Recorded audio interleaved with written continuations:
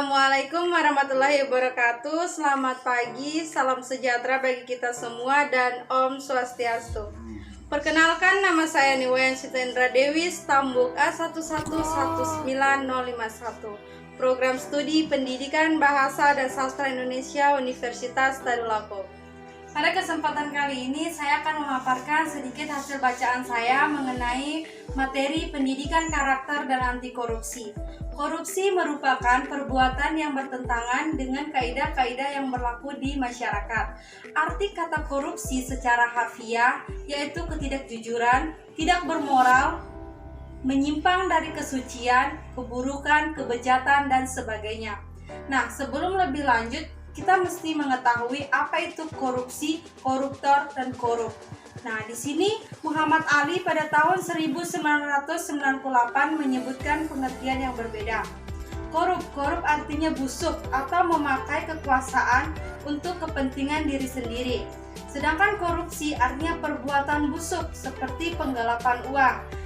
Nah, yang ketiga koruptor. Koruptor adalah orang yang melakukan korupsi tersebut.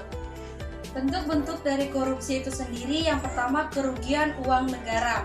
Nah, contoh perbuatannya secara umum melawan hukum, melakukan kegiatan memperkaya diri sendiri atau memperkaya orang lain. Yang kedua, suap menyuap. Contohnya memberikan atau menjanjikan sesuatu kepada pegawai negeri atau penyelenggara negara. Yang ketiga, penggelapan dalam jabatan. Yang keempat, pemerasan. Yang kelima, perbuatan curang. Dan masih banyak contoh perbuatan korupsi lainnya. Banyak faktor yang menyebabkan terjadinya korupsi, baik yang berasal dari diri pelaku maupun dari luar diri pelaku. Secara umum ada 4 faktor yang menyebabkan terjadinya korupsi. Yang pertama, faktor hukum, faktor politik, faktor ekonomi, dan faktor organisasi. Nah, ada juga faktor eksternal dan faktor internal yang menyebabkan terjadinya korupsi.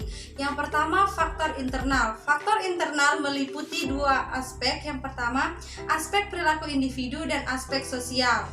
Adapun bagian-bagian dari aspek perilaku individu, yang pertama sifat tamak atau rakus manusia, yang kedua moral yang kurang kuat, terus yang ketiga gaya hidup yang konsumtif.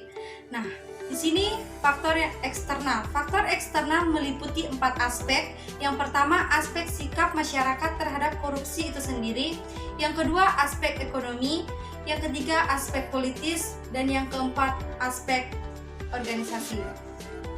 Adapun dampak masif dari korupsi itu sendiri, yang pertama dampak ekonomi, yang kedua dampak sosial dan kemiskinan masyarakat, yang ketiga runtuhnya otoritas pemerintahan, yang keempat dampak terhadap politik dan demokrasi, yang kelima dampak terhadap penegakan hukum, yang keenam dampak terhadap pertahanan dan keamanan, yang ketujuh dampak terhadap kerusakan lingkungan. Nah, cara atau strategi dalam pemberantasan korupsi. Yang pertama, pembentukan lembaga anti korupsi. Untuk memberantas korupsi itu sendiri, kita perlu membentuk lembaga yang independen yang khusus menangani korupsi itu sendiri. Contoh lembaga yang berada di Indonesia yaitu KPK. Yang kedua, pencegahan korupsi di sektor politik. Salah satu cara mencegah korupsi adalah dengan mewajibkan pejabat publik untuk melaporkan dan mengumumkan jumlah kekayaannya yang dimiliki sebelum maupun sesudah menjabat.